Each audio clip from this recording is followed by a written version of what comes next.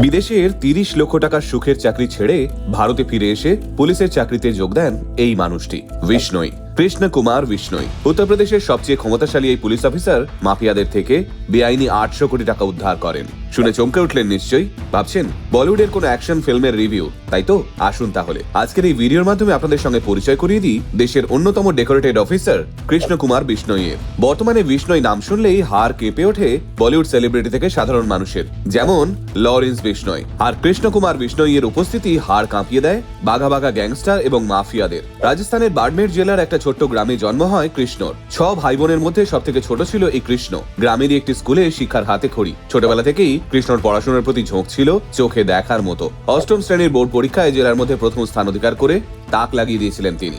গ্রামের অনুন্নত শিক্ষা ব্যবস্থা, দারিদ্র, কুসংস্কার সবকিছুকে বুড়ো আঙুল দেখিয়ে কৃষ্ণ পড়াশুনো চালিয়ে যেতে থাকেন। দিল্লির সেন্ট স্টিফেন কলেজ থেকে বিএ পাশ করে কৃষ্ণ ফ্রান্সে পড়াশোনার জন্য একটা স্কলারশিপের আবেদন করেন। কৃষ্ণের পূর্বের রেজাল্ট দেখে ফ্রান্স সরকার তাকে পড়াশোনার জন্য ৪০ লক্ষ টাকা স্কলারশিপ দেয়। ২০১৫ সালে Paris school of international affairs থেকে আন্তর্জাতিক নিরাপত্তায় মাস্টার্স ডিগ্রি লাভ করেন কৃষ্ণ কুমার বিষ্ণই। পড়াশোনা শেষ করে তিনি ইউনাইটেড নেশনে ট্রেড সেন্টারে চাকরি পেয়ে যান, মাইনে ৩০ লক্ষ টাকা প্রতি বছরে। এমন সুখের চাকরিও কৃষ্ণকে বিদেশে আটকে রাখতে পারেনি। তিনি চাকরি ছেড়ে দিয়ে ফিরে আসেন ভারতে। ফিরে এসে শুরু করেন আবার পড়াশুনো।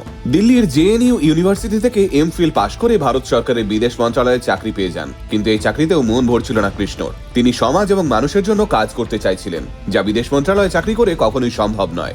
এই সময় কৃষ্ণ ইউপিএসসির জন্য প্রস্তুতি নিতে শুরু করেন। একে চাকরি, তার উপর বিনা কোচিং এ পড়াশোনা করে বেশি দূর যাওয়া সম্ভব হচ্ছিল না। প্রথমবার ইউপিএসসিতে চান্স না পেয়ে আবার নতুন উদ্যমে পড়াশোনা শুরু করেন কৃষ্ণ। দ্বিতীয়বারের চেষ্টায় মাত্র ২৪ বছর বয়সে ইউপিএসসি পরীক্ষায় পাশ করে আইপিএস পদে নিযুক্ত হন অফিসার কৃষ্ণ কুমার বিষ্ণই। পুলিশের উর্দি পাওয়ার পরেই উত্তরপ্রদেশের মেরঠের অন্যতম গ্যাংস্টার বাদন সিং বাদর আড্ডাখানা বুলডোজার দিয়ে ভেঙে গুঁড়িয়ে দিয়েছিলেন। এরপর থেকেই তাকে বলা হয় উত্তরপ্রদেশের সবথেকে শক্তিশালী আইপিএস অফিসার। শুধু তাই নয়, তিনি তার মুজাফফরনগর পোস্টে থাকাকালীন কুখ্যাত ক্রিমিনাল সুশীল মুজকে গ্রেপ্তার করে কারাগারে পাঠান। যখন তিনি গোরখপুরে এসপির দায়িত্বে আসেন, সেই সময়ে তিনি মাফিয়াদের ৮০০ কোটি টাকারও বেশি বেআইনি সম্পত্তি বাজেয়াপ্ত করেন। একটা ছোট্ট গ্রাম থেকে দারিদ্র্যের সঙ্গে লড়াই করে উঠে আসা কৃষ্ণ কুমার বিষ্ণই লক্ষ লক্ষ টাকার হাতছানি পেয়েও দিগ্ভ্রান্ত হননি। তিনি দেশের সেবায় নিজেকে নিয়োজিত করে বুঝিয়ে দিয়েছেন শুধুমাত্র টাকাটাই সব নয়, দেশ তথা মানুষের প্রতি কর্তব্যও বহু মানুষকে শান্তি দিতে পারে। গোটা আল্টিমেট মিডিয়া কর্নিশ জানায় কৃষ্ণ কুমার বিষ্ণইকে আপনি ভালো থাকুন স্যার, এবং আরো ভালো ভালো কাজ করে দেশের মুখ উজ্জ্বল করুন।